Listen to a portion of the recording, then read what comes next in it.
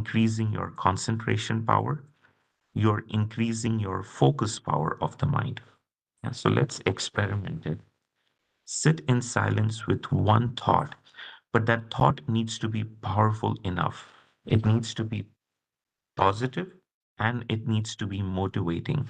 It needs to appeal to the mind. It needs to elevate to the state of the mind.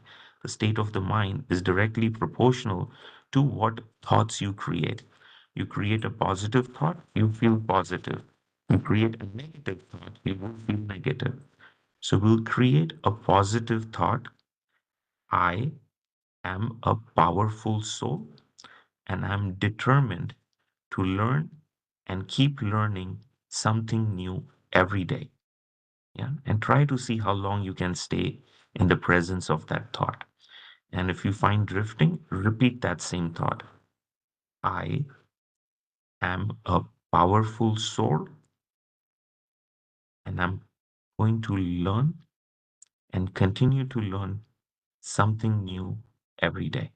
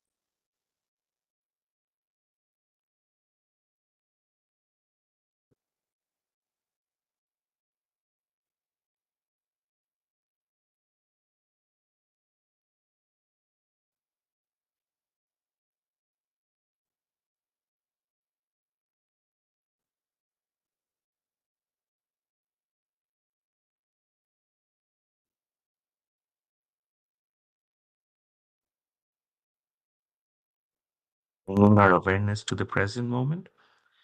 Uh, Anyone wants to share? Were you able to focus on that one thought? Or were you able to focus by reiterating that thought? Or did the mind wander from one thought to the other? Please feel free to unmute yourself and see how much you are in control of the mind, or is the mind controlling you?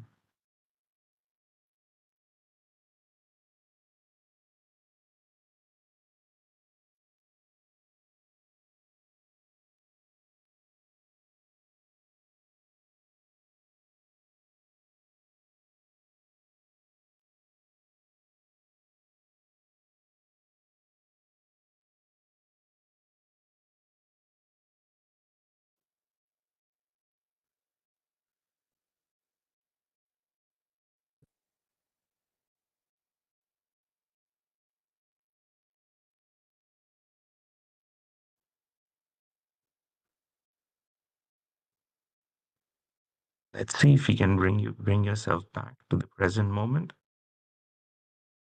Were you able to focus on that one thought? If any of you were able to stay in that presence of that one thought, and feel free to raise your hand or type yes in the chat window or unmute yourself and share that experience and the power of one thought.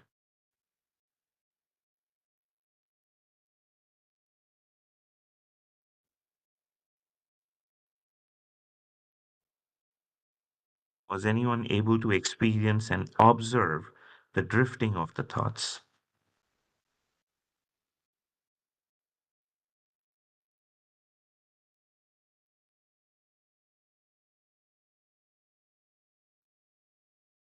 Yeah, hi, Dr. Mukesh. Yes. Yeah, actually, I was able to hold on to that thought, but I need to repeat that and a little bit of variance in, the sentence. But yes, I need to repeat that. I don't understand how I can be without repeating. I can be, in that. Exactly, exactly. You have to reiterate that. You have to reinforce that thought. Yeah. If you don't reinforce, what happens is it will drift. It will catch on to something which it either sees, or from your past memories or any of the past habit, it will randomly create a thought. So if you reiterate it, It brings the focus back. It's very important to understand the importance of reiterating it because the mind needs a goal. The mind needs to anchor itself. If it cannot find that anchor, it is like a floating object in the middle of the ocean, and it will just keep floating from here to there. It will just keep drifting along. It doesn't have a shore where it can anchor to. And that's what happens in our daily lives every day, every single moment. First of all, we don't know why it's happening and what's it's happening. And as a result, that is an outcome. So we need to understand how much wasteful thoughts we have, right? Because it's drifting the mind. It doesn't have a goal. It doesn't feel that sense of purpose. So it results in a lot of wastage of thoughts, wasteful thoughts with no outcome. That that increases the amount of wasteful thinking, thereby decreasing the efficiency and the power of mind of what you could have or you can accomplish and achieve. Yeah, so it's like a car is idling. It's in the parked and it's in neutral gear. It's not really moving anywhere, but you're still spending fuel, right? It's not moving there. You're doing work. Your mind is working. It's doing something, but with no outcome. If you want to be an efficient driver, if you want to be an efficient driver of the mind, you have to give it some goal and you have to reiterate that goal. If you don't reiterate that goal, the mind will seek some other target, lock onto those random topics, random thoughts, and waste your energy. So it's very important you fixate your mind with a goal, but just giving it a goal is not enough. You have to reiterate that goal. I am a powerful soul and I'm going to learn something new every day, every moment. When you start practicing it, then it starts accepting it. Then it wants to have and it wants to think more and more about it. Right. So the mind is very rebellious as well. You cannot force it.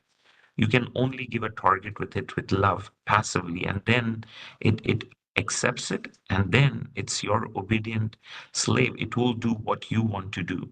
If you don't understand how the mind works, you will be a slave to it. You will be a random molecule moving from one thought to the other, only getting tired and frustrating in this journey called life. So it's very important to be goal oriented. It's important to be focused by understanding and being in the presence of the moment and knowing what your goal is in the life. Okay. So today for this session, our goal is to learn something new. Based on the poll conducted, it seems many of you just want to keep something learning new, which is very good, especially in IT. Anything new that you learn, the more breadth of knowledge helps you getting a higher pay as well. And some of you want to get a job as a data architect. So the purpose of this class or this series of sessions would be to make sure you are at that point where you can start giving interviews. But that can only happen if you actively participate in the class.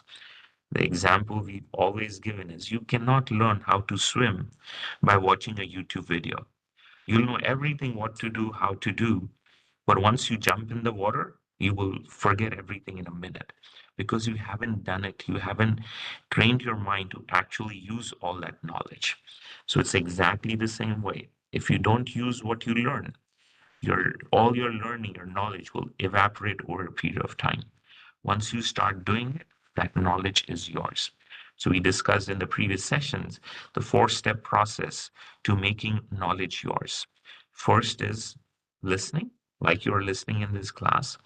Then you're thinking. Everything that you're listening, your mind is either accepting it or rejecting it or putting it in a parking lot, right? So the intellect is constantly deciding, yes, this makes sense, or it doesn't make sense, or it's not sure.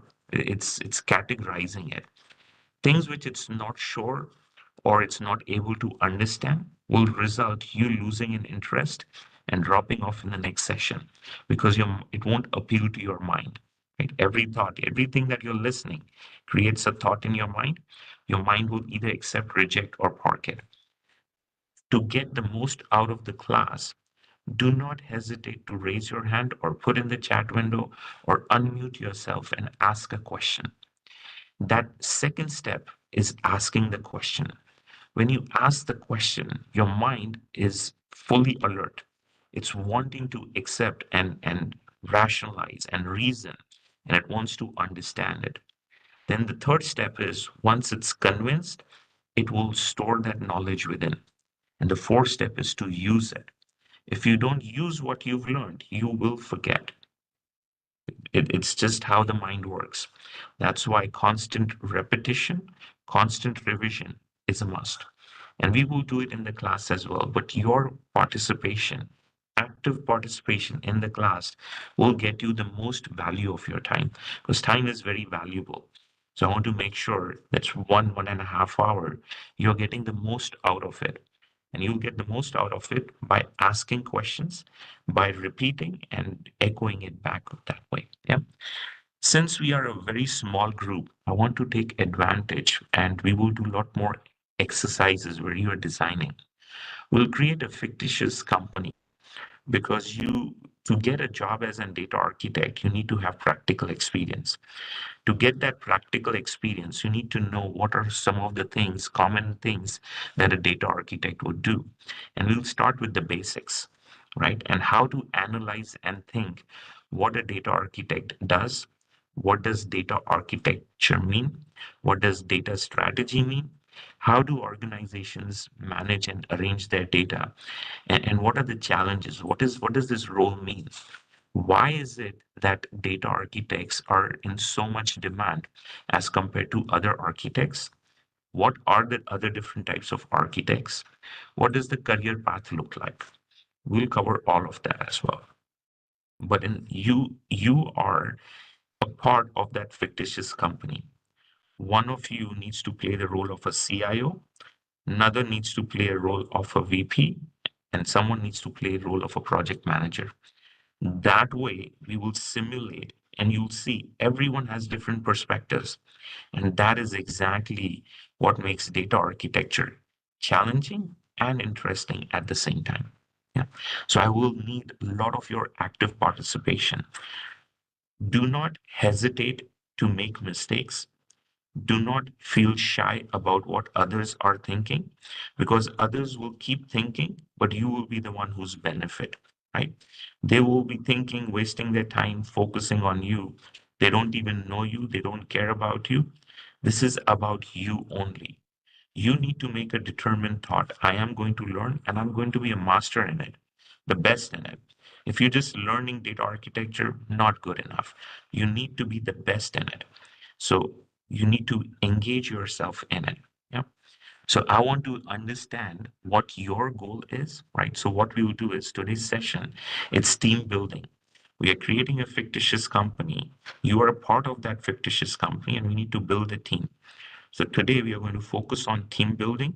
So you know what your role is in the company, right? And it will be more kind of a role play. So you'll see how others think. So when you put yourself in that position, you'll get a better understanding and it will open your mind as to how others think, how to react, how to respond, and how to take better decisions. So we'll start with I'll go with what's on the top. Feel free to unmute yourself. What I want to know is, just your name, not full name, just name. How do we address you? If you've been in IT, how many years of experience in IT and what's your job title? That's all we need to know because then that would help us to know what role you want to play in that fictitious company. Okay. So I'll start with I have A Aurora. If you want to unmute yourself, and if you're from non-IT, you can just say I'm non-IT. My goal is to switch to IT. Or if you're in IT, you just want to learn, but this is your job title and years of experience. That would also help. So I'll start with A Aurora. If you want to unmute yourself and let us know what are you seeking from this course, that'll be great. And I'll take notes as well. Thank you, Dr. Mukesh. I look forward to the course. I am pursuing an MCA, and my background is in economics and population studies. So I hope to integrate AI ML along with data analysis at the end of it. So I look forward to it. Thank you. Okay. How do I address you? What name do I call My you? name is Abhimanyu. Abhimanyu Arora. Abhimanyu? Okay. Okay, Abhimanyu. All right. So you're doing MC in economics. Okay, that's No, interesting. and see, I have already done masters in economics. Okay. And currently you are in IT? I'm trying to make a transition and expanding. Right, I'm a demographer, and my current role is economics and population studies. So I plan to integrate using new techniques learned from this course and my studies Okay. to incorporate AI, ML, and data analysis, and also software engineering. Great. So, Abhimanyu, the best fit for you would be in the organization. You will lead a business team, which is going to look at the overall, we'll create a retail company and we'll look at the overall sales. And you would want to study the demographics of your customer, which region the customers are coming and what products they are buying. You will be leading that business team and you will be managing it. Does that sound okay to you? Because that sounds more of a Sure. fit to Yeah, what you do and what you would want to do. Okay. sounds good. Yeah. Okay. Great. Because you are constantly now going to think, how do I use data architecture to be able to answer these key goals for my business department, where I want to know how to increase customer sales. I want to identify key growth areas for customer growth. And who is my target audience? Is my customer teenagers? Is my customer senior citizens? Or, my customers, everyone, but the products appeal to this particular age group. Your business team is in charge of that, analyzing that data and guiding the business strategy. Okay. Got it. Moving on Thank to next, Anita, if you can briefly introduce yourself. Yeah, hi. I'm from non-IT background, presently working as a manager with HDFC Bank. So I'm looking forward to change my role, come to IT. So, Anita, I think you would be a good project manager. And if anyone wants to change this fictitious company to a bank, we can do that as well. I kept it as retail because majority of the companies, right, they tend to be in retail. They are interacting with the retail customer, selling them a retail product. The business specifics remain very same with business banking as well. But if a lot of you want to do that fictitious company to be a bank, we'll create it. We are going to be data driven, which means we are going to take decisions in the class based on the data that you provide. If majority says it wants a retail company, we'll create retail. If you say bank, we'll create a bank. If you say I want a healthcare company, we'll create an healthcare. That way you will understand the domain knowledge and you will be actively involved in the success of this fictitious company. I'm Okay. okay with retail. Retail, Retail. we can go with Okay. retail. Okay, great. So Anita, we are going to undertake a project which is related with data architecture, and you will be the project manager for it. You need to manage the project. So you need to know what are the tasks involves, who's involved in the team, what is a data architect, what does data architect do, what versus what does a data engineer do, and how do we release and deploy these changes in the different environment. That would be your responsibility in the organization. So you need to understand, make sure as a project manager that we didn't miss anything, because anything we missed, then it will add delay to the project and it will cost to the company. And as a good project manager, everything we do the best in it. You want to make sure the cost of the project, the or the budget of the project is managed within that budget. The time, the delivery of the project is within the time that we decide, right? And the quality of the project is maintained. We are not testing it properly, not cutting corners and so on. So you've got those three variables to optimize. Cost is within budget, project is delivered on time and with good quality. That Done. would be your key role, and you need to understand what it is that you need to know from a data architecture perspective. So that way team doesn't miss out anything and you can double check in it. And knowing more about data architecture will help you to have that conversation. So that if you can manage that and be able to lead a data architecture related project, then you can put that on the CV and I said, I've managed a team for data migration and I did this, that, and it, which very much appeal to whoever the future employer is because you've already simulated and played that role. Okay. Next is Aparna. Do you want to briefly introduce yourself? Good evening.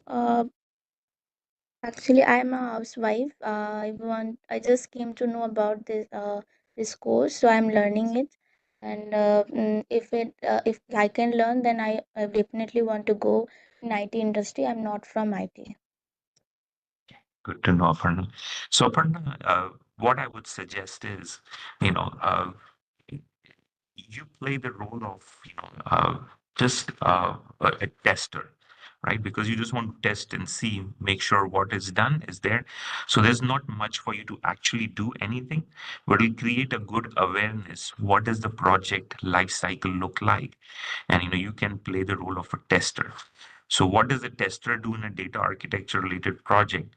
You will just get more awareness of the different roles. Like now you know what a project manager does, what business team is. So we'll assign you a role of data tester, testing a data related project. So that way there's not much work for you to do, but at least you know what the IT project management or the IT software development life cycle, we use the acronym SDLC, look like. You okay with that, Aparna? Yes, yes. Okay, Okay, fine. great. Next is Ashish. Yeah, hi, Dr. Mukesh. I'm from IT background. I'm into IT project program management and then various roles in like delivery also into software development, maintenance, and handling customer internal stakeholders, external stakeholders. So it's a mix of project program management and overall delivery. So in your path, we will make you a program director and Anita will report to you. That way she will learn how you manage IT projects and you'll be able to delegate some of the work to you. So, you would be an IT director and underneath Anita will report you. You okay with that? Anita, you okay with that as well? Yeah. Yeah. Yes, That way Mukesh. you'll Yeah. see how the organization hierarchy works, right?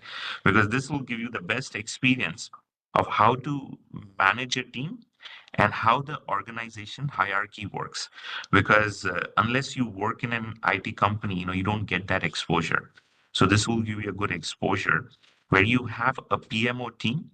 PMO stands for Project Management Office. Every company has a PMO team, and within PMO teams, they will have multiple senior program directors. So Ashish will be a program director, one of the many program directors. And under program director, you have project managers. And Anita is a project manager reporting to Ashish. Ashish, your responsibility as an IT director is aligned with the data group, and you want to make sure all the data engineering related projects, they are successful, they have a project charter, and you are leading and guiding the team to make sure the deployment is success and everything, but you are the senior most resource.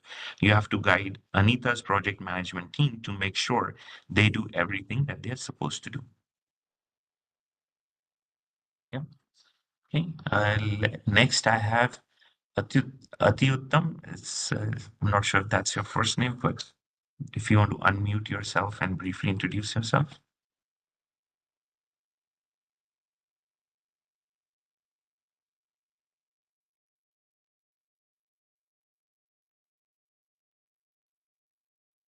Atiuttam Prasad Singh, you're on mute. If you can unmute yourself, please.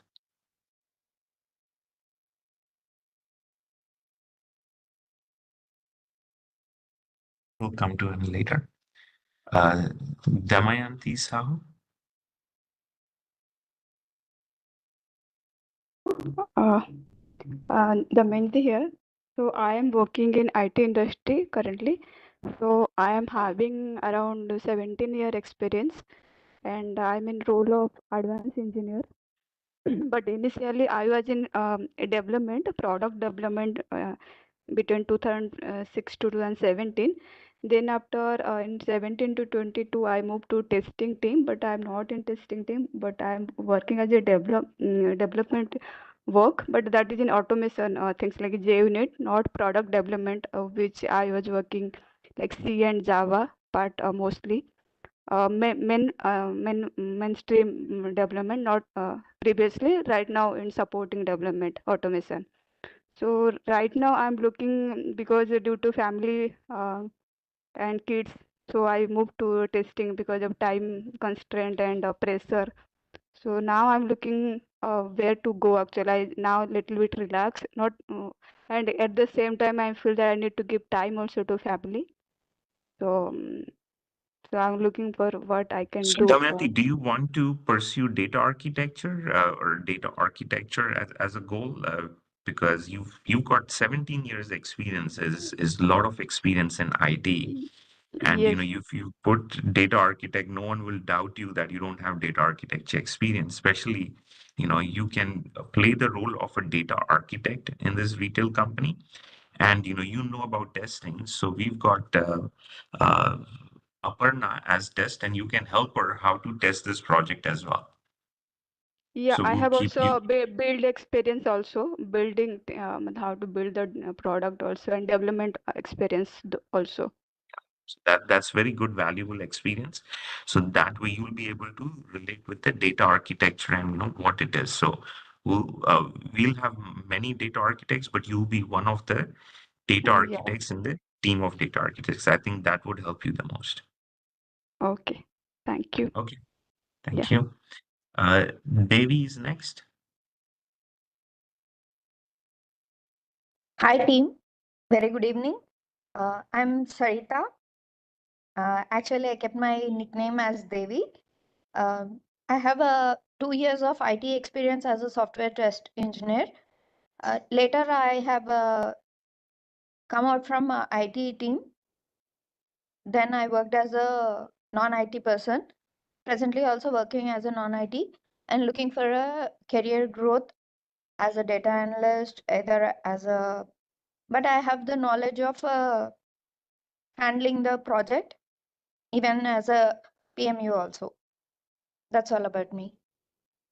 Sahita, do you want to go into the project management route, or do you want to get into the technical route as for your career progression? Whichever is better, whichever comes first, like whichever opportunity comes first, I would like to prefer for that one only. I can fit into Oh, any of the role.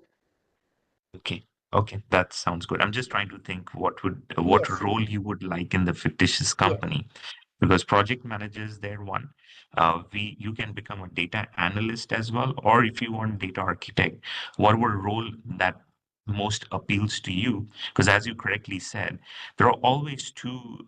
As you get more and more senior, all in IT, you will have to make a decision at some point whether to yes, go in the management route or whether to go in the technical route. So, as a true. management route, if you started as a developer, you become a tech lead. Then from tech lead, you can become either an architect, which is the technical route, or from a tech lead, you can become a manager. That's the management route. But at some Yes, point, it's like it's a fork. You have to decide which way, yes, and you can always come back, nothing with it. But the more technical knowledge you have will always make you a better project manager, right? yes, Because you understand technology and you know what it is. Project management is easy if you know what it is that you're managing. Many times we take all these courses on project management and everything, but we forget what it is that we are managing. So if you remember, right, we constantly revise. Can anyone tell me what are the three variables a project manager is optimizing and managing? quality of the project, overall Yes. Budget, quality, budget, cost, timeline, quality. And cost, what's the third one? Cost. Yeah. So that is what we are managing. So which do you want to become a project manager reporting to uh, Ashish, or do you want to become a data analyst, which is a technical route? I Project think it's manager. fictitious, so you're not making any choice, but just for this fictitious role, what would you prefer? Project manager. Project manager. Okay. So, Ashish, you've got a bigger team. You'll have to make sure you have a way to manage a team of project managers. Yeah. Okay. Okay. Okay, so this is going to be fun. Learning should always be fun. If you are stressing it out, means you're not enjoying it or something is missing. So I hope this is going to be a fun series of sessions where you don't have to take stress. You are doing homework, but you don't even realize you're doing any Yes. homework as such. So this will be real fun and more real life experience as well. Okay. Real time exposure also will get with this group Exactly, interaction. exactly. Yes, this will be like a mini company. Okay. Thank you, Mukesh Next ji. is most welcome. Next is Dinesh.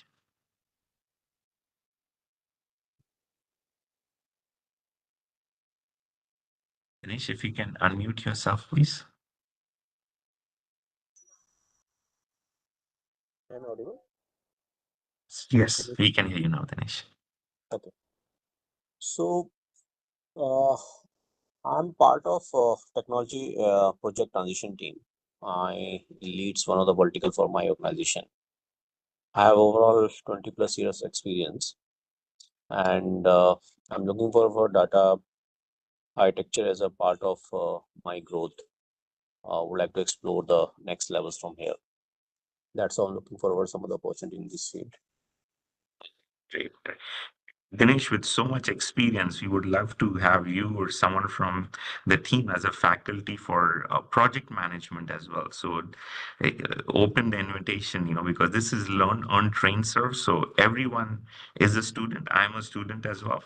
And everyone is a teacher as well. So, in future, if anyone wants to, share and conduct a session on project management, and it could be just one session or a series of session, just want to let you know those opportunities are open, because when you teach you learn the most as well. So just want to let you know, anyone with 20 plus experience is a lot of experience, valuable experience. We want to make sure we don't miss out on that talent.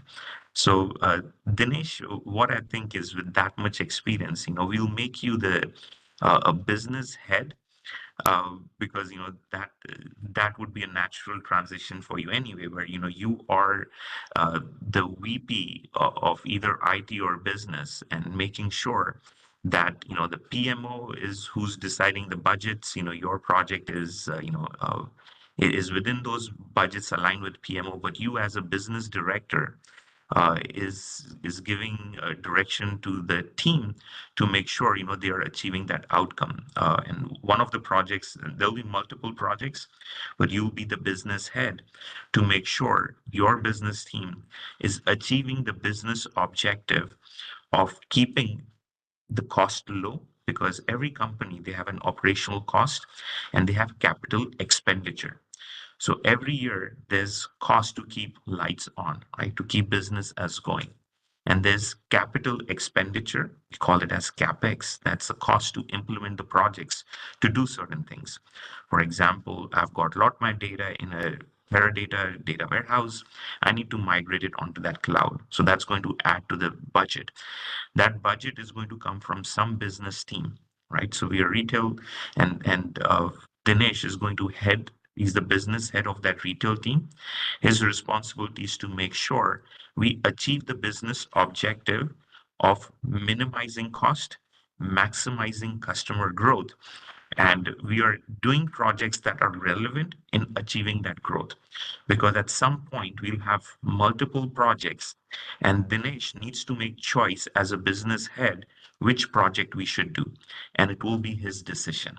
So we'll simulate a scenario where there will be competing priorities, but the decision will be taken by Dinesh as to which projects we should prioritize and focus on. So Dinesh, is the role clear to you? Yeah, definitely. Sounds good. Yeah. Okay. Okay, great. Next, Krishna.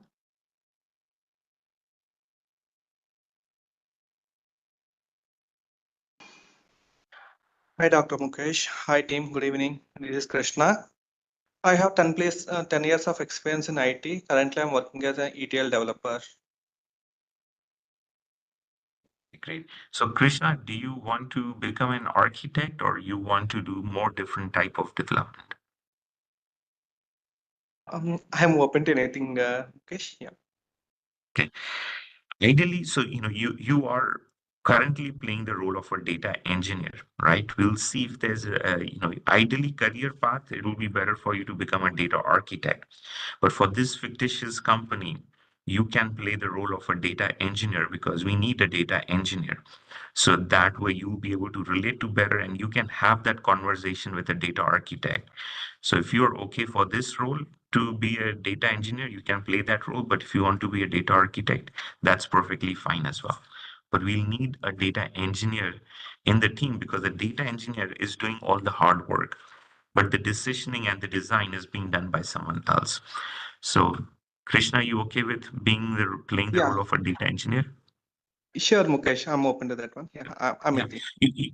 you will still learn data architecture, but you will know how to interact with the data architect, and the data architect will understand your perspective of what you need to do as well. So Damayanti will be a data architect. Damayanti Krishna will be reporting to you as a data engineer. Yeah. So you need to Okay. understand what a data engineer does, right? And how to allocate and make sure you are creating a design which the data engineer understands.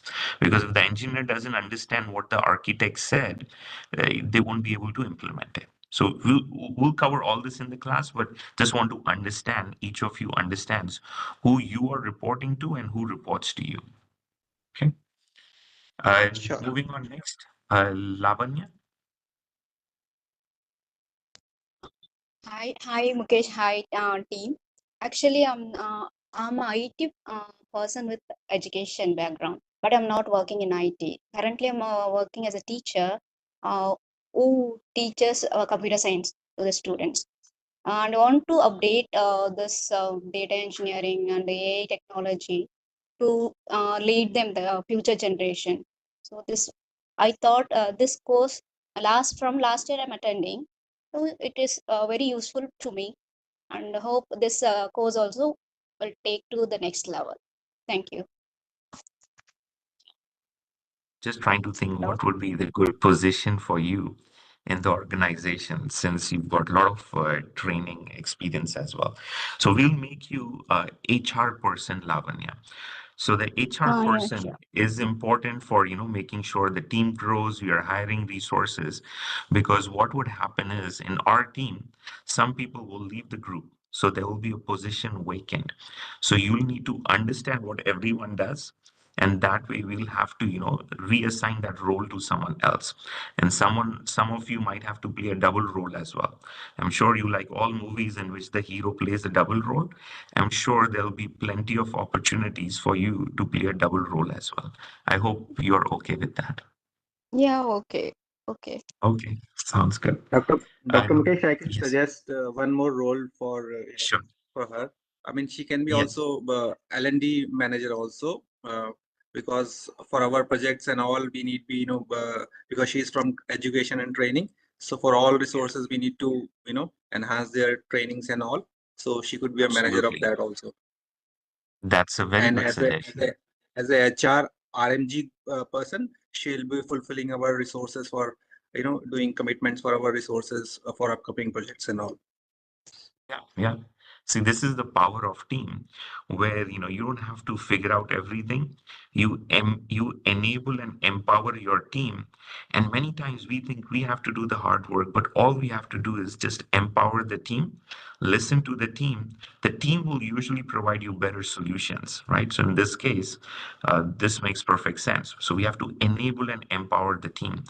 Many times what we happen is we feel we have that title, we have to suppress everyone else to feel important and get that recognition. But if you really want to climb up the ladder and climb up real fast as well, enable and empower team, facilitate them, help them, and you will grow automatically. You don't have to work hard. So this is a good example, right? I wasn't sure whether HR is best or not. But then someone from the team, right, jumped in and said, this is a better, this is a better way to do, which is actually a better way. So this is an example how you want to manage the team as well. Thank you for jumping in. So Mukesh, I want to say Yes. something. Yes. Actually, my husband also want to join in this project actually, Sure. but he's not Sure. he's not in IT actually. He trying to he want to learn actually. So he wants to talk. He will give his Yeah, sure, experience. sure, sure. I'm glad, you were able to include him. So sure, anyone, feel free to forward and, the more the better, the more fun we'll have in the virtual organization. So please, if he can introduce himself, that way I'll capture his name and we'll assign Yeah, a role as well. yeah. My name is Pravakar Sahu, and I am working as a civil engineer, working in a real estate company in Pune. Actually, I have a offline job. I usually go to office, go to site, construction site, and work over there for 9 to 10 hours daily. I'm little bit just not fed up actually, but want to change my current job. So could you please give me some suggestion regarding this? Yes. So Prabhakar, there are multiple ways we can do it. Like, Anita has been there as well. She's been working in that industry for long, but it's non-IT. Usually, what I suggest is, project management. If you don't, for people who've worked in the industry, doesn't matter whether it's non-IT or not. But over the period of years, you get that skill of how to work with different people, with interesting personalities, and how to get work done. That skill remains the same whether it's IT or non-IT. So that's why I find people from non-IT getting into the IT as a project manager is simpler. But you just cannot get a job as an IT project manager if you don't have a technical background. Because when you go for interviews, they will say, have you managed an IT project? And if you say no, they will Right. prefer someone with a technical background. So the more case studies you do, you may have to create a fictitious CV where your company is the same, but you just change the role in it. That way they cannot verify it because you will have the pay stubs and everything. But I haven't worked in India, but I'm thinking maybe that trick works, or if anyone has successfully switched from non-IT to IT, maybe they know more. But that's an option. So taking Mhm. this class will definitely give you that exposure. But at some point, to get a real job and switch from it, we'll have to show some experience. That's one way. The second option is using a tool and getting certification in it. So we conducted a training sessions for Salesforce, and getting Salesforce admin certified proves that you have an IT background.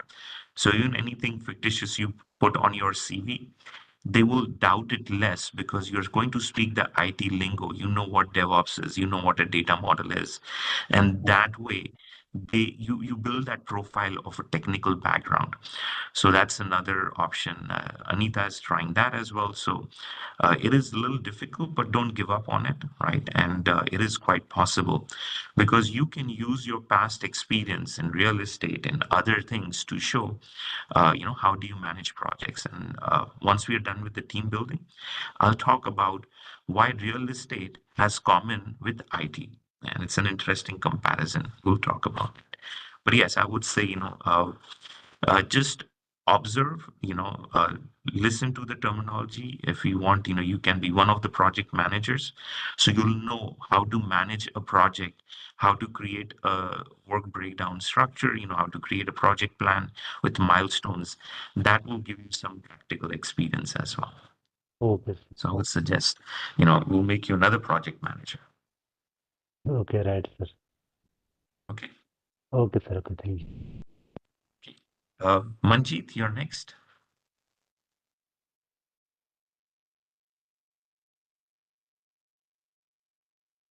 Can you hear me? Yes, we can hear you now. Yes, Manjeet, we can hear you. Yeah. Sorry, I am traveling, so my voice may break, but I will try to, uh, I will go on, and if it breaks, I will connect again. Actually, I have around 17 years of experience in IT, and it's all it's mostly in Java and Java-related technologies, Spring Boot, microservices, and Camunda, and apart to have UI also front end like Angular. I worked in one of the projects and Angular JS also, and I have a very good interpersonal skills, and I would like to contribute, technically as well as non-technically, means that management roles also I can do that. Yeah. Okay. Okay. So, what is your motivation for taking this course? Do you want to become a data architect, or you just want to learn more so that you can become a better project manager? Actually, my motivation for this is like, these days, Python and data science is, it's a buzzword, and it's very much required in every project. My motive to join this is to learn and and serve whatever I can. I think, Manjit, you were part of the data analysis sessions, right? Yeah.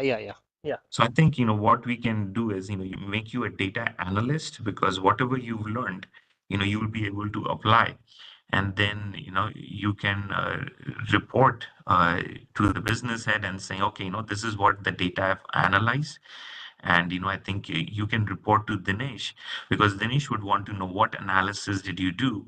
And based on that analysis, he can take better decisions. Yeah. So we'll make you a Okay. data analyst. Data analyst. Okay, yeah, fine. Okay. Apart from that, like, as I told you, like I'm working in Java, Spring Boot, web services, right? SOAP and REST both. So that is also my good area, means my So what expertise. we can, yeah, so probably, when Krishna is doing ETL designs or, other designs, you can review it. You can do code review with Krishna. We are not actually writing any code, but, you can work with it and provide oversight. So sometimes we have the concept of a buddy engineer, where, especially if there are junior resources, we will buddy them or team them with a little more senior resource as well. That helps to keep the cost low, because the cost for a junior employee is a lot less and senior people are very expensive. So by budding or teaming a junior with a senior, you average out the cost, and that way, you can get a lot more work done. So that's a common trick everyone uses. So, you can buddy and help Krishna, because you've got 17 years experience. Krishna has 10 years. So you can be a buddy engineer for Krishna and be a data analyst. So you'll play a dual role or a double Yeah. role. Yeah. Okay. Next is Praveen. Hello all, good evening. Om Shanti. You So, listen me? yes, Praveen, we can hear you. Okay, thank you. Om Shanti. I am Praveen from Gujarat, and I have a 10-year experience in web development. Main technology is PHP, and I have an interest in big data and data analyst. So I am learning using the YouTube. I started, but I want to explore with this our course. So your next job, you're targeting as a data engineer or data architect or a data analyst? Praveen, just curious. Yes, data analyst. Data analyst. Okay, great. So we'll put you as a data analyst. And Praveen, did you attend the data analyst sessions? Not. Okay. You may want to talk with Mr. Sanjeev Gupta, because there might be some recordings that would definitely help you as a data Oh, analyst as well. okay, that's Okay. great. That's great. So your role in this fictitious company would be data analyst. Yeah, sure. Okay. Okay. Uh, Okay, so moving next, Rahul.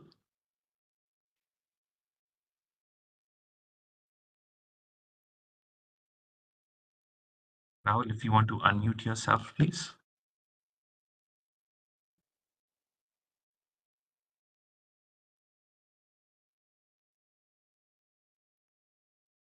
Hello.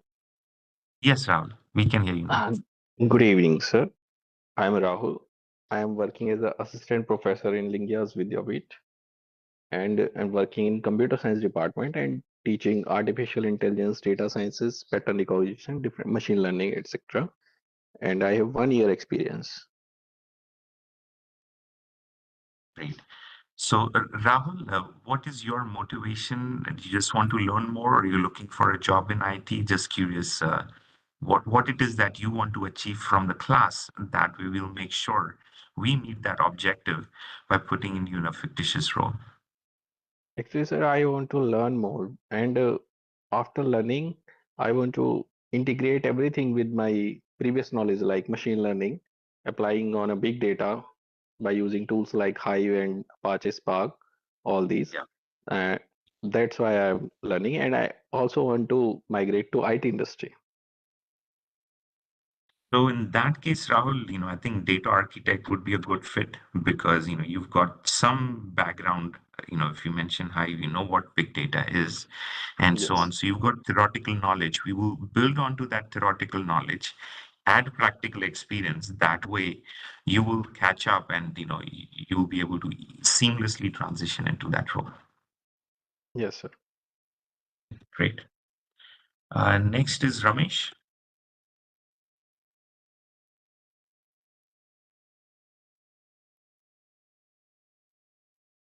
Ramesh, if you can please unmute yourself.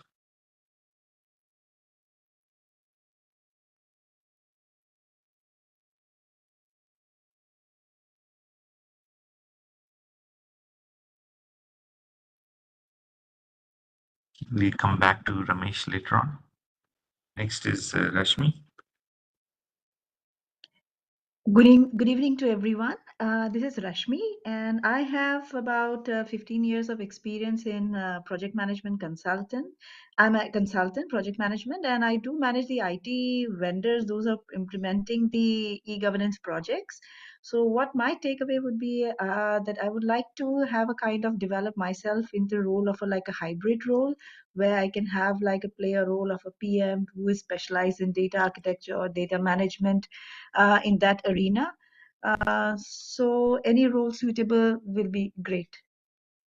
So I think Rashmi will make you a project manager who will manage a data architecture, data related project. So you would know exactly what are the tasks involved and what needs to be done. Okay, thank you. Next is Tejas.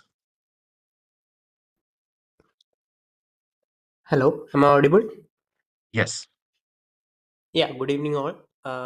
I'm currently pursuing my MTech in artificial intelligence and data analytics, and I have worked for 2 years as a software test engineer before. So my motive is actually to gather knowledge. Okay. Okay. So in that case, do you want to just be another tester for now? That way, you'll just know how to test data related projects and what DevOps works, or do you know what is DevOps, Tejas? No, I haven't delved into it. Okay. Okay, we'll put you as a tester and then we'll cover DevOps because when we are deploying these projects, we need to know how to deploy it and test it. So we'll cover a little bit of DevOps in one of the session. That way you know what your role is and what needs to be covered. And the project manager will make sure there's a task assigned for that activity, which you would be responsible for. But you're not actually physically doing anything, but you'll be able to talk as if you've done it. Yeah. Okay, great. Thank you.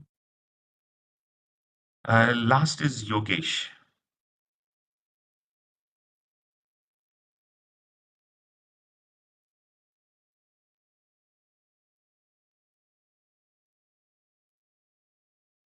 Yogesh, if you can please unmute yourself. Hello. Yes, we can hear you now. Om Shanti Vaisha. Om Shanti. My 9 year experience in digital marketing and 1.5 year experience in PHP developer using a and framework using a coordinator CI. Okay. Now, And what it is you want to get sorry, out of the course? So, and what it is that you want to get out of this course, Yogesh? MSc IT, Master of Information Technology. Okay. So you are looking for this course to just learn more or become an architect, or do you have IT experience? Because you're a developer, you said, right? Yes, yes. Okay. So what would be your dream job in IT, Yogesh? Just data science architecture. Okay. So I would suggest, data analyst would be a good opportunity for you because you'll know what data you're analyzing and what to do with that data. Does Okay. that sound good to you? Yes. Okay, good. Okay, let's see who we missed out earlier. We'll just quickly make sure we didn't miss out anyone. Guess I missed Atil, out for this. yes, Tapish. yes. Oh, sorry, Tapish, yes. Do you want to briefly introduce yourself? Yeah, thank you. Thank you, everyone. Good evening. My name is Tapish Dongre. I am from IT background and having 17 plus year of experience. So I have hands-on experience on Java, Big Data, and Hadoop admin side. So I'm just looking for as means data architect role as well as means some ETL architect means data engineer side. Yeah. So I think this would be, 17 years experience. You should Yeah, definitely 17. target data architecture. That's good. So we'll make you a data architect for sure. Atiuttam, is Atiuttam Prasad Singh there? I think he's the only one we missed out. And Ramesh, you're there?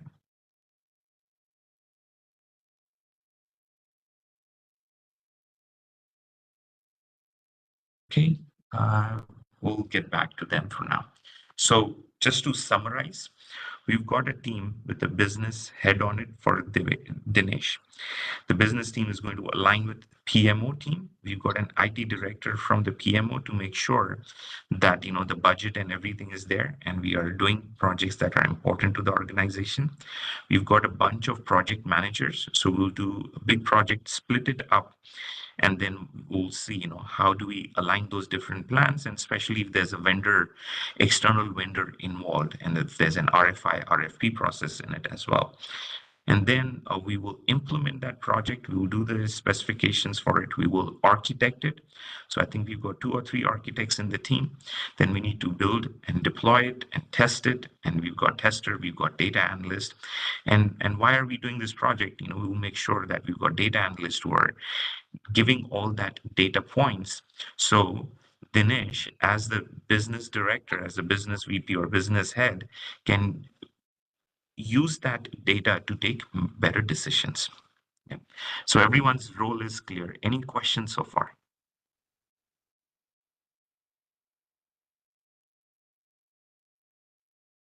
Okay. With that, I think we've got a good team structure in place. We've got diversity in the roles, which will help because that diversity of viewpoints will make the team stronger. So I'll start briefly. What is data architecture? But to cover data architecture, given the background of the team, I first need to cover what is architecture. What does architecture mean? What are we architecting? What's interesting is that architecture derives a lot of its knowledge and practices from the retail industry, some from the car industry, but primarily, sorry, not from the retail industry. I mean to say real estate as well, because there's a common project management certification called PMP, but that PMP comes from the real estate industry.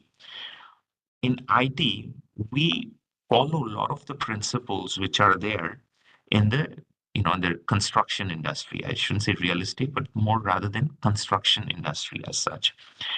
What is the commonality between construction industry and IT? The best example to understand is you want to build a Burj Khalifa, right? It's a massive skyscraper, right? And to be able to, I don't know if I'm assuming all of you seen what the Burj Khalifa looks like. Yeah, it's needle-shaped structure. In order to build that, you require a lot of planning, and you need to have a structured way to build that building. If not, things won't align up. And imagine the amount of cost overrun, right? How much more expensive it will be if things didn't line up. So there's a lot of design and engineering that happens and goes in building such a monument, right? Think of it this way as well. Before Taj Mahal was built, do you think the person said, okay, I'm just going to collect a bunch of laborers and I'm going to build Taj Mahal, which has perfect symmetry, right? So before anything we do a design, right? So in that building, that structure, we do a design for it. And the design basically says what the shape looks like, where the pillars would be, how deep the foundation is, what all needs to happen. And then, you have a project plan which will highlight the specific sequence in which you are doing things. So that's why in IT, they used to emphasize a lot on PMP certification because the principles of PMP are derived from construction industry, but we apply it in IT as well. So that's why you'll see some of the common terminology as well. The word architect comes from the construction industry, right? You have an architect. The word engineer, you've got civil structural engineers, right? They'll tell you, right? They will work with an architect. Then it goes to an engineer. The engineer will tell you, oh, these are the rules. This is what you can do. You cannot do it. You need to be aware of it because the architect is not too familiar with the ground reality, but the engineer does. So the engineer will say, well, city restriction is this. You cannot do that. And, you need to be able to do that. There's a river going in between. So there's water over there. I can't build it over here, right? So there's a lot of interaction between an architect and an structural engineer. Same way, architecture in IT, and then you have developers or development engineers. And the engineers, data engineers, work closely with the architect. But essentially, the goal of architecture is to do the design. So that way, what we are implementing is as per the design. And the architect gets its input in the form of requirement or specification from the customer, right? So in the construction industry, the investors will say, we want a 110-story building, right? That becomes an input. What's there on that building? First floor, we want all, retail stores. Second is apartment or hotels. They will provide those specifications high level. The architect will listen to it, understand it, and then design according to those requirements. So the architect is the bridge between what we need to accomplish in terms of requirements and creating specifications, giving it to the engineer so the engineer knows how to build it. So we are designing and taking the requirements, doing the design, and then implementing it. Similarly, when you're designing a bridge, if you make it too rigid and if the earthquake comes in, the bridge will break. So you not only need to build and design based on what are the requirements, but a good architect will not only build for what is its customers asking, but will build for change. Because as time goes by, things will change. And what differentiates IT from construction is that the change is more volatile and rapid in IT versus construction. Burj Khalifa, once it's built, then you're just maintaining it. When we are building IT systems, there's constant need to change it because your customer growth is different. You're expanding in different areas. You're expanding in different markets. You're adding more products. So there's a lot of change in the environment. There's new competition coming up. So that change prompts us, a good architect will not only build what is being asked for, but build it for the change. And that's what differentiates a good architect from a normal mediocre architect. A mediocre architect will only build what he's or she's asked to do. A good architect will build not only what he or she's asked to do, those 10 requirements, but create more to make sure when the 11th and 12th requirement comes in, you're minimizing the impact to change. And many times architects miss on that. So a good talking point, what makes you a better architect as compared to other, is that you're not just building what's needed. You're building considering the future in mind, and you're building and you're designing a system which is resilient and minimizes the impact to change in the requirements. Yeah, so that's what a good architect would do. So you're essentially designing. That's what an architect does. In IT industry, there are various types of architects. There is a solution architect, there's an enterprise architect, there's an infrastructure architect, there's an integration architect, there's a data architect or an information architect. We are focusing on data architect, right? Because we are discussing data architecture. So, but data architect is also an architect.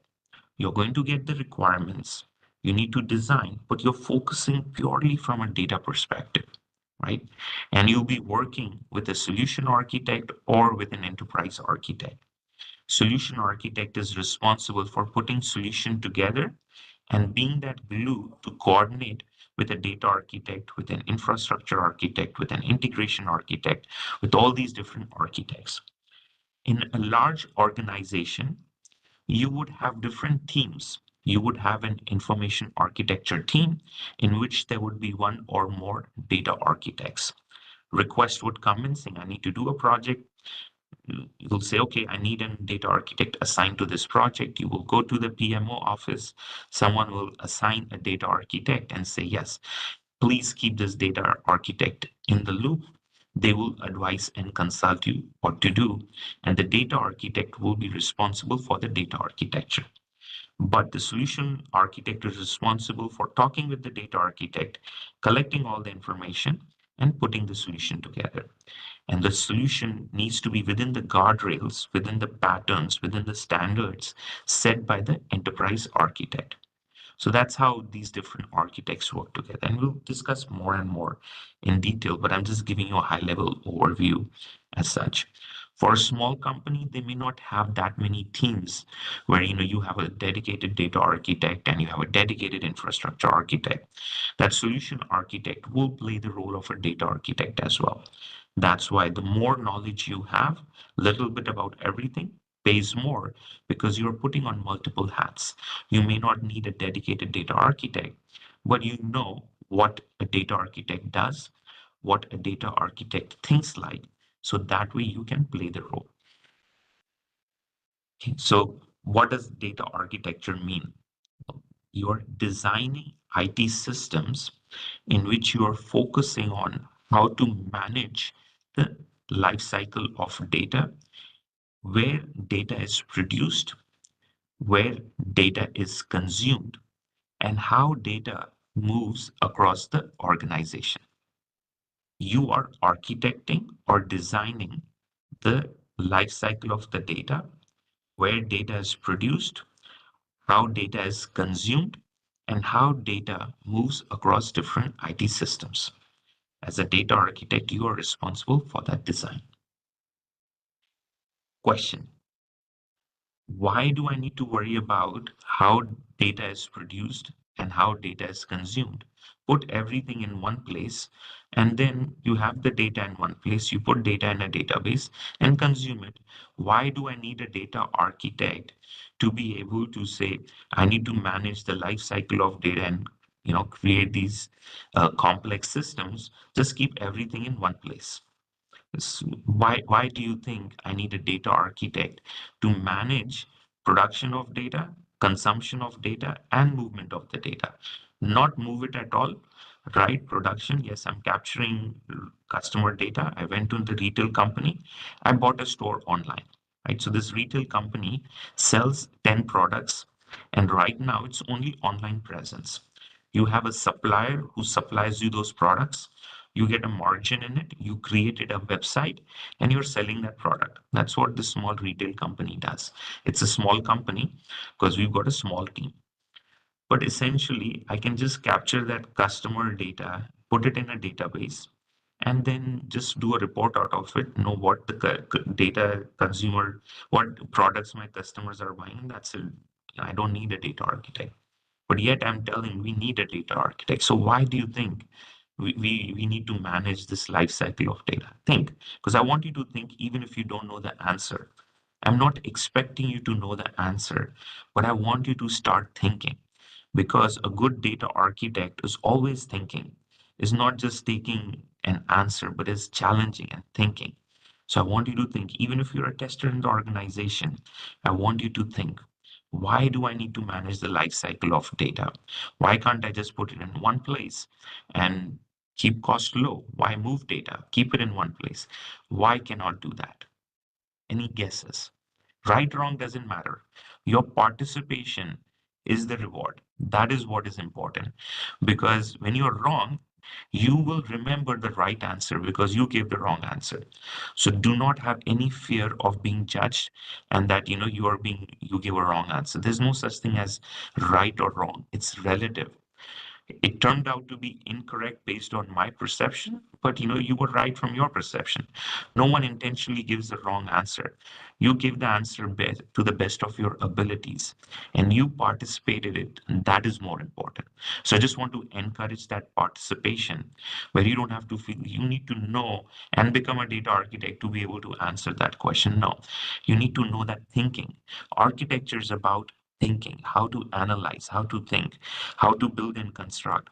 And that thinking process comes with practice. That's why you find there are very few books, almost no books on data architecture as such, because that thinking process needs to evolve. So why do you think I need to manage the movement of the data and the life cycle of the data? Is it like because of the data security and data governance perspective, like are the data aligned to the, and also the data, whether it is aligned to the organizational goal and transparency and how data is being utilized, who is accessing it, how it's being optimally utilized, and data governance perspective also? Yes, that's part of the answer. Yes. Ashish, you have your hand raised, and That's very Aparna as well. Ashish? Yeah. Yes, yeah, Dr. Mukesh. So I'll see it from two perspectives. One is whatever the size of my current company is, the data size, and the Mhm. future size of the company. So from the current aspect, so I need to ensure whatever the way, the amount or the way we are, having the data, we must be having our inherent data in our company and might be acquiring some other data from external sites.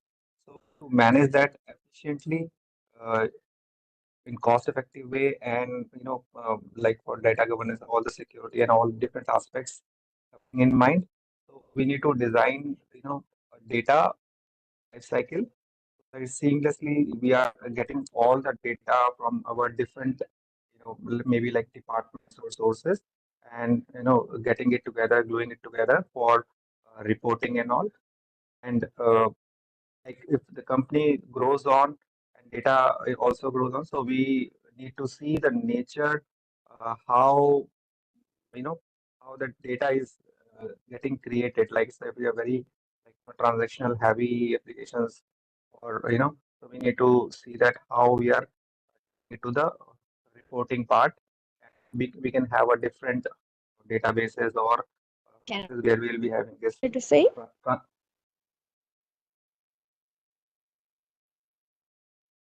for transactional. We can have one source, and for reporting we can move it to reporting database. That way, looking at the needs of current data uh, and future, we can plan accordingly and Yeah. see that we are, because in future also you'll be getting data from different streams. Nowadays we are getting from in uh, simple one different sentence, kind of it is the sources. Yes, Saita. Saita wants to add more. Yes, Saita.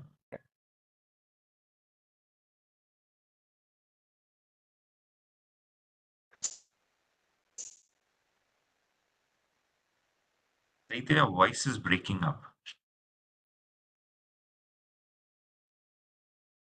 We are not able to hear you properly, Saida.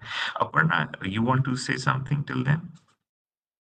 Yes, so what I heard from you right now, so you were basically telling that the architecture is mainly responsible for designing the data. Actually, when information or data is put into in a structure and it called the information, so and that architecture will make that information or design for the company, and on that basis the project plan will be done. So it's a very prominent job, so that's why the data architectures are needed. Yeah, yeah. Okay. Ashish, you wanted to add something?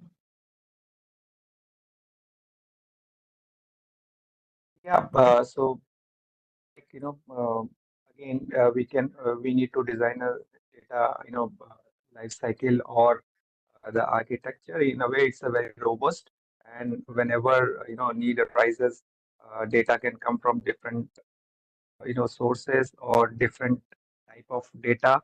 All those things need to be kept in mind while designing this all the complete data architecture. Yeah, that's right. Abhimanyu, do you want to add anything? Yeah, adding on to the already given answers, I think what you mentioned was the data architect has to be on toes regarding change. So the pipeline should not get affected in case there is change in technology. So that's why how the data is produced, how it is consumed, and how it is, how it is moving. Suppose there is a new technology or a break in the existing technology, the understanding all the the aspects, I think, from the the detail, this thing would help the pipeline not get affected. That's what I thought. Tapesh, do you want to add anything? Yes, Mukesh. First, we need to check the format of data, how we are consuming the data from different data sources. And then means what would be our upstream and downstream, and downstream what format they will looking for, which format after transformation the data. And of course we have to some means resilient is over there, means there should not be data loss during the transaction and any transformations. And we have to that means add again the security part as well as data governance also in these things. Absolutely. So I'll give an example. When Patanjali Yogi, I think you all know where Patanjali is, right? It's Ramdev's organization, Haridwar. When they started that food plant, right? They are funded by all donations and all that. So they started that food plant and they were managing those operations of the food plant in an Excel. So everything is one. No, don't need to move the data around, keeps the cost low. And they started with that. So you have inventory of the raw materials. They're manufacturing aloe vera creams. Then you need to that tube supplier who's providing that tube in which you fill the aloe vera. Then you have a transportation cost with it. So there are different cost components. Everything was managed in Excel. And they survived for some time. But after, as they grow big, managing those operations in Excel becomes next to impossible. So the change was the growth. And Excel, as you know, has limitations how many number of records you have. And Excel doesn't allow you to easily join data between different Excel spreadsheets. Yeah. So there was a need to, if you're growing that company, let's say, we start the same way. We keep everything within Excel and we'll say, I don't want the cost of data architecture. Why have data architecture? I'm going to put in Excel. But as we realize, I have a supplier. Supplier provides his company's or her company's inventory in a different Excel format. I have to build a website and saying this product is available, this product is off the market, not available. I have to manage that inventory. If I use the same format of that Excel, which the inventory which the supplier provided, Works fine. Very simple. The moment I add another supplier, that's an impact to a change. Now I have an Excel sheet in a different file format because that supplier is going to provide a different file format. Now, how do I manage that inventory? So that's where architecture comes in. If I just do what's needed, manage my inventory, I can take exactly what the supplier gave and I can use and feed into my inventory of retail things that I'm selling. Works perfectly fine. But the moment I add another supplier and that supplier is going to give a data in a different Excel sheet format, I have a problem now.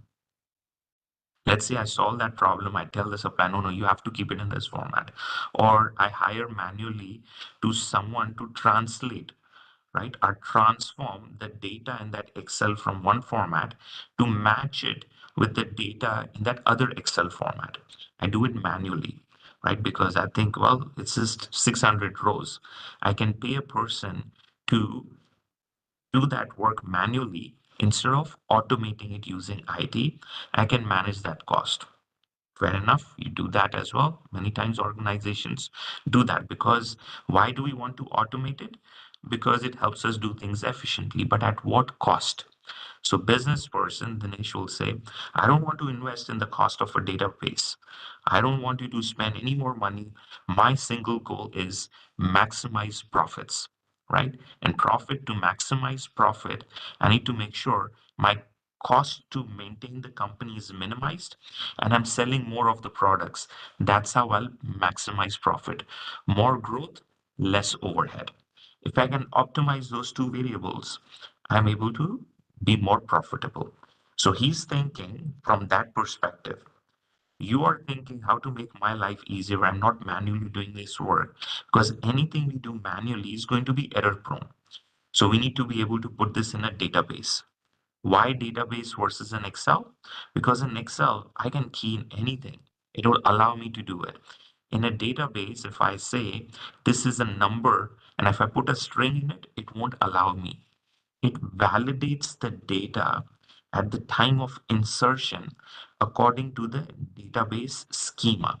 A database schema will say you're creating a table like an Excel, which is going to have 5 columns. First 3 are strings, rest 2 are integers. If you try to put a string into that integer, it will not allow you to insert that record and it will say error found, insertion not successful, right? So you're going to manage now the type of the data, the quality of the data, the integrity of the data to make sure that that cost should be a number. That cost should not be a string. You cannot say cost is 2 rupees per quantity of 10. No, you will have to say cost is 2 rupees. The unit of measure is quantity 10. Yeah. So you need to define that data. You need to define its structure of the data to put it in a table. The table, could start with an Excel, but it will evolve into a database. And that's how then you can run queries on it. You can run structured query language or SQL queries on that database, and you'll be able to say, okay, now I know what it is. You can analyze that data better. So the answer is, as the business progresses, as there's business growth in it, what happens is there is a need where you are multiple IT systems. So Patanjali went from multiple Excel sheets, they hired a vendor and they switched to an ERP solution. And that ERP solution allowed them to go from one plant in Haridwar to 5 plants with 5 manufacturing plants, one in Andhra Pradesh and in different places. So they can manage the inventory, they can manage that relationship with the supplier, and so on. And when you bring in a system, what happens is it's not just one server, there are multiple servers because each of those components in that ERP is a server by itself. So you have additional complementary, supplementary systems which are complementing each other. So now your data is moving. ERP needs your customer information. ERP needs your manufacturers, your supplier information as well. But that information, customer information, could be coming from somewhere else. It doesn't have to be managed within ERP. So that's why as the organization grows, you're going to have more IT systems. For example, you're going to have a CRM system. That CRM system would be the custodian and storing all your customer information. And then a copy of that information goes to the ERP system. So why do I need to manage the life cycle of the data from production to consumption is because typically in an organization, there are multiple IT systems and there is a need to exchange data among those multiple IT systems, right? Because there's not just one IT system, and the reason why there are multiple IT systems is because each system is focused and dedicated on doing one thing that it does well. So CRM system is focused on CRM is customer relationship management. Example is Salesforce. So we did trainings for Salesforce in the past. So you're using Salesforce to capture that customer interaction. Customer called in, said, there's a problem with this product. I never got the shipment, or it came in broken, or this is a faulty product. And they call you and you're logging in those details, or they email you. All that interaction is captured in the CRM. So who this customer is, who they bought, what product they bought. If you're selling a washing machine, there's a warranty associated with it. You want to store all your customer information in one place because Dinesh wants to know what is my customer growth. He doesn't care whether we use CRM system or how many systems we have. His task is to know how to maximize profit, how to maximize my customer growth and sell more. So he wants to know in which region we are selling these products, which is the highest selling product, what is the demographic of my customers. The data analyst needs to be able to pull that data and answer those questions. But because my data is scattered or federated across multiple systems, I need to be able to bring in all the data in one place so I can analyze it better. And when you're bringing this data in one place, now you're moving this data. That's why there's a need for data architecture because you're moving data across multiple systems. And as many of you rightly said, we want to make sure this data is secured, right? Because if this customer data is breached, recently there was a data protection act passed, which where there's breach of customer details, you have to pay hefty financial fees to according to that act. So you need to secure the data.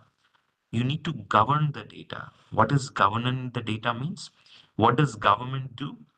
The government has three branches, right? One branch creates the law. Second is, executing that law.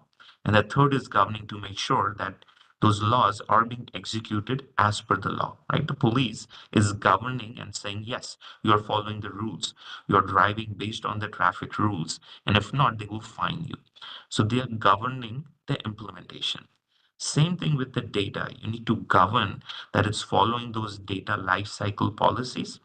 One example is I want my data, customer data, not more than 10 years. Anything more than 10 years, I want to discard it. That's a policy. Many organizations still maintain that policy. Some want to keep it longer now because they want to identify the trends. But I'm keeping my data for an X amount of time. That is a data policy. We need to make sure that that data policy is enforced. Otherwise, that data will keep accumulating. So data governance is making sure that your data policies are being implemented, but it has a key role that this data is managed and owned by the business for the business. So just how we say in a democracy, right? The people, they vote the government. They are the true power because they are voting the right people. So in a democracy, it's a government by the people for the people. Data governance is about giving that ownership of the data to the business owner. So data governance is for the business and managed by the business. And we'll cover more of that as to why we need that. Why is that important? What happens when there's no data governance? Considering time, I know today we had to build a team and everything, so it took us an hour to do that. But this is just setting the flavor what data architecture is. It's helping you manage the life cycle of the data from production to consumption, because where you're consuming the data and where you're producing it won't be the same, right? And why it won't be the same? Because as your company expands, there'll be multiple IT systems involved, which will force you to move the data across the systems. And when you're consuming that data, and where that data is produced may not be the same system, you need to architect or design the movement of the data according to the policies set by the organization, and you need to govern the movement of that data to ensure it's according to those policies. That's all what data architecture is about. So any questions, high level, what is data architecture? And we're going to cover more and more, but this is just setting the tone, what data architecture is about. And we'll make sure we revise and it's repetitive. But before we conclude the session for today, any questions so far?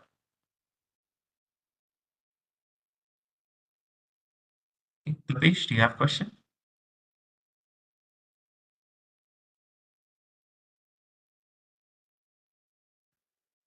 If not, we'll end the session with another mind relaxation technique or a mind empowerment technique. Today, we'll talk about willpower. So, willpower, right, is you'd say this person is strong willed. They have the will to execute, right? And, they have the power to execute their will.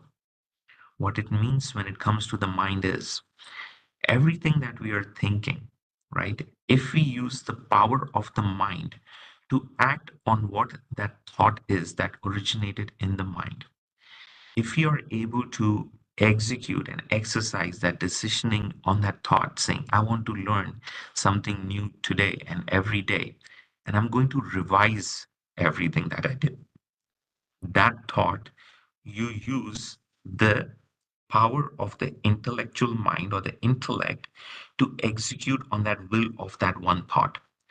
When you do that, then you've exercised willpower. Very simple, right? So you get a thought, you act on it. And when you act on it, you exercise willpower. Practically, what happens is many times there's so many thoughts that are flooding the mind that you're not really using the willpower. The reason is because the mind is not able to focus and filter on what is that most important thought that I need to execute my willpower on. It's flooded with wasteful, meaningless thoughts and what is going around us, processing it, and it loses its power and focus and concentration on executing with a determined mind what it needs to do. So that's why managing the wasteful thinking is very important to executing that willpower. So, how do we eliminate waste in the mind? One of the techniques is making sure that observing your thoughts. When you start observing your thoughts, you will realize a lot of these thoughts are habitual thoughts because of wasteful thinking. The mind is just used to it. And because it's used to it for such a long time, it does it automatically. It's subconscious. So, in order to break that thought and be more efficient and focused and be full of will, being full of that knowledge on how to do what you want to do and acting on every positive thought. Negative thought, discard it. Don't give any energy to it. Thoughts from the past, put a full stop to it. You cannot change anything from the past. The only thing you can do is take lessons learned from it, and that's it. Once you've extracted that lesson learned from the past, repeating the past is just a waste of time and energy and a wasteful of your mind power. So think about it of your past, take the lesson out of it, and then anytime that past wasteful thought comes in, put a full stop. You keep your mind focused on the goal. That's why we discussed the importance of the goal. Set daily goals, set goals for your life, set long term goals, set short term goals, but give a goal to your mind. Because if you don't give a goal to it, it is going to go to its past habitual behaviors, and a lot of it is past memories. These past memories, if they are good memories, they will make you happy for a short amount of time. But the moment something else comes and distracts you, you'll be agitated because your mind was not able to hold on to that past memory for long. If it's a negative and if it's a hurtful memory, it will make you feel hurt again and again as many times you revisit that past memory. So you always have that power of choice. You are in control which thoughts to entertain and which thoughts to put full stop on. And if you can cut down, observe how much percentage of it is wasteful thoughts, automatically you will increase your efficiency. Success will become a natural part of everything, anything you do, because instantly you can recognize your wasteful thoughts, thoughts which have no impact, no bearing. Example of wasteful thinking, gossip. Someone did this, someone did that. That doesn't help you. That doesn't help that someone who did this and someone who did that. It's just sheer wasteful thought with wasteful thinking and wasting your mind power. So observe yourself as a detached observer and just observe how much of it is wasteful thoughts. Yeah. Every morning in the morning, when you wake up, just for 1 minute in the morning, just a minute, sit in silence and observe your thoughts, right? And you will know that you will start understanding yourself better. And once you understand yourself better, you can start truly leveraging the power within you. You have a lot of power, but if you don't know how to use that power, then it goes to waste. So you have a lot of willpower within you to learn even on a Sunday. Congratulate yourself, love yourself, appreciate yourself for being able to bring that newness in yourself, right? The mind likes that. Appreciate yourself. At the same time, when it's doing wasteful, tell yourself, no, this is not my path. This is not where I want to be. I have a goal and I'm going to achieve that goal. I have a goal. I want to become a data architect within 6 months. I want to become a data analyst within 6 months. And you'll see, you'll make a plan, but stay fixated on that goal. Be passionate about that goal, and that will become a reality. There's no way it cannot become a reality because you are doing everything to stay fixated on it. But what happens is you lose focus on it, and then that 6 months becomes 6 years, and it leads to frustration. Yeah. So you want to make sure that you get the most out of this course. You're successful, you're knowledgeful, right? You're full of everything. Otherwise, it will be a push and a pull. You're constantly struggling. If you don't revise, you're going to forget everything. Then you have to pull everything. So make yourself revise everything, stick to the goals, and then it becomes a natural part of your thinking process. And success also becomes very natural. It doesn't have to be that hard, where it's like an ever fleeting goal. It always eludes you. Nothing like that. It's a process. You have to follow that process of learning. With that, I'll end this session. If anyone has any questions or anyone wants to share, please feel free to do so. Otherwise, have a great weekend. Have a great week ahead. We'll see you next week. Thank you. Thank you. Thank you. Thank you. Thanks. Thank you.